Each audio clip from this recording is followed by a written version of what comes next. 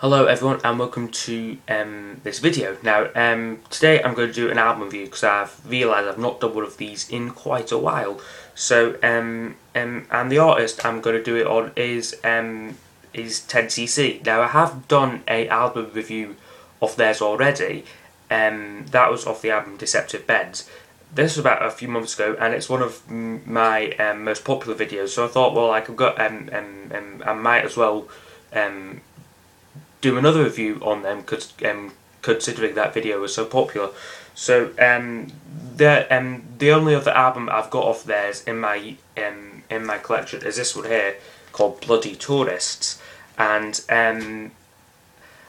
so I thought that I'd give it a listen because I hadn't really listened to it before I was going to make the video. So this review is very much my first impressions, like, off the album.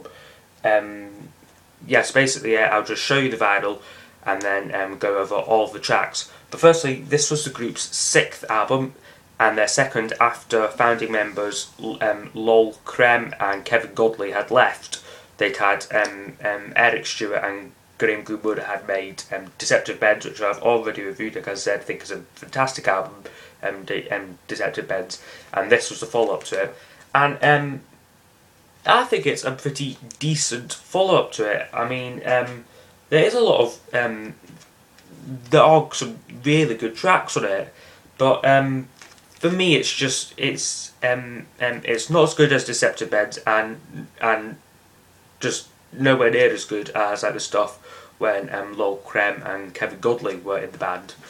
The album was a commercial success in the UK. It reached number 3 in the charts. But in America, they weren't really that big actually. Actually, like in America, like as far as I know, it only got to 69 in the American charts. Not that good. Anyway, I'll just show you the artwork and everything here. So here's the cover. It's a gatefold here. So it just sort of opens up like that. There's a cut on the corner there. I think my dad did that, but it could be original. I mean, I don't know. Or it could just been like when it was like when my dad bought it. So a nice sort of image there. They get a nice gatefold here off the band. Now by this point here, they had recruited more members. They had a drummer and a guitarist and someone else, I think, like a percussionist or someone, pianist possibly, in the band at this point. It comes with this sleeve here with all the lyrics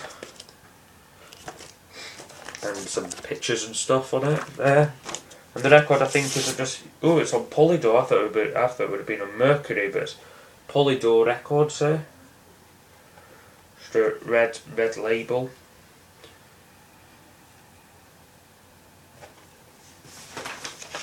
So yeah, like as I was saying, yeah, I think this album is okay, but I wouldn't necessarily recommend it to someone who's like, is there anything this bit? No, but I wouldn't recommend it to someone who's just getting into 10cc. Like, so I'm not sure if this is original because I believe they were on Mercury Records, but they might have changed the label or something. I don't know. Anyway, the first track, the opening song on this album here is Dreadlock Holiday, which is a reggae style song sung by the band's bassist Graham Goodman. It's a very good song actually. It's it was the band's 3rd and last number 1 here in the UK. Very well known song. I think like everyone knows it or like should recognise it. Like maybe not like the title, but it's the one I Don't Like Cricket, I Love It. That one. Most people know that song but don't know who it's by. It is this song, and it's a good song, but maybe overheard it a tad because it is like their biggest, one of their biggest hits. But it's still pretty good. Then we get the second track on here is called For You and I. And this is a slower ballad sung by Eric Stewart. For me, it doesn't do too much for me, this track. It's a mediocre song at best, but it was actually like taken like as a single for some reason. Didn't do very well, didn't chart at all, I don't think. But no, that song really doesn't do much for me. Then the third track is called Take These Chains, and I actually really like this song. It's a fast moving song, so it picks up the album after the slower song For You and I, and it's really good. So Take These Chains, good solid track. Then we have the song, the song, Shock on the Tube, I Don't Want Love, it's called. This one written by Eric Stewart. A favourite of mine on the album, a bit heavier sound, very similar to their sound with Kevin Godley and Lol Creb, a bit more heavy, a bit more hard, and rocking sound on that one. Good song, yeah. Then we have Last Night, which is co-written by Graham Goodman and Rick Fern, who I'm not sure what instrument he played. He could have been the drummer or no, I'm sure he was a guitarist. Last Night, yeah, another solid track, but not a standout one for me. But I can listen to that track and enjoy it. And then the closing side one is called The Anonymous Alcoholic.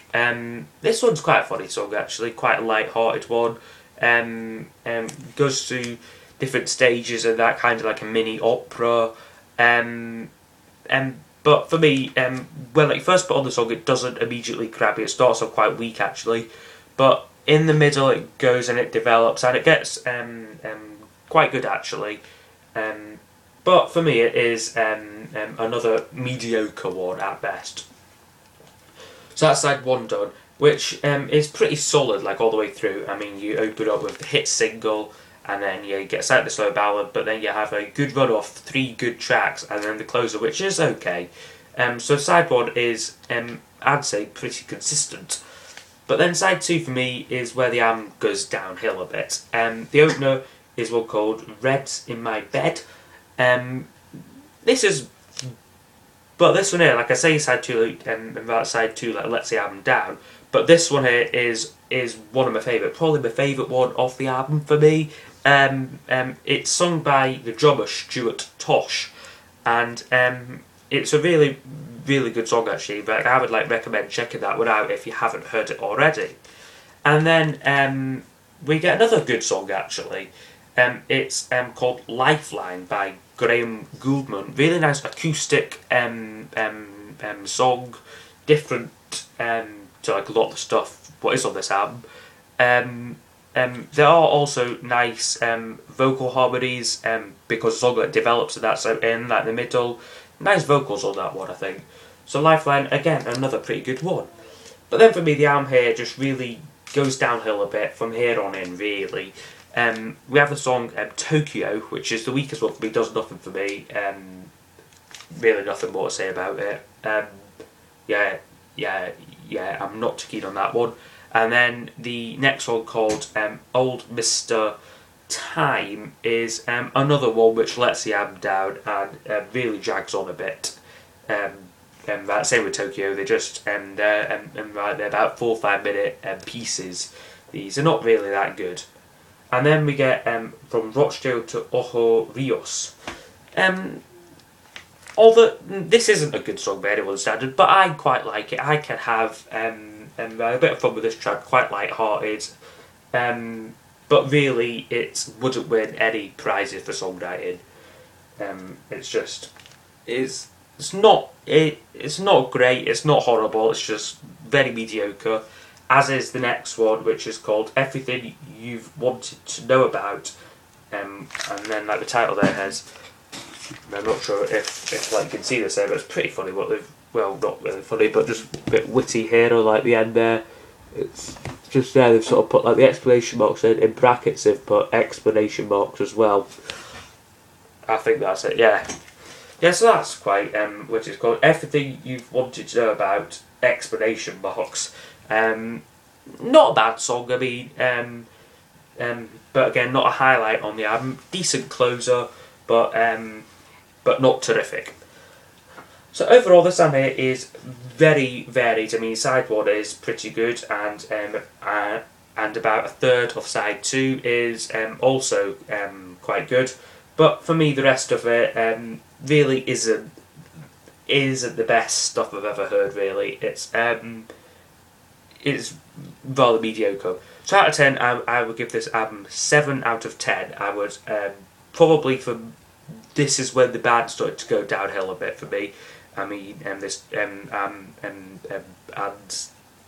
I'm not sure like what my favourite album by theirs is. I mean, Deceptive Bends at the moment is probably my favourite one.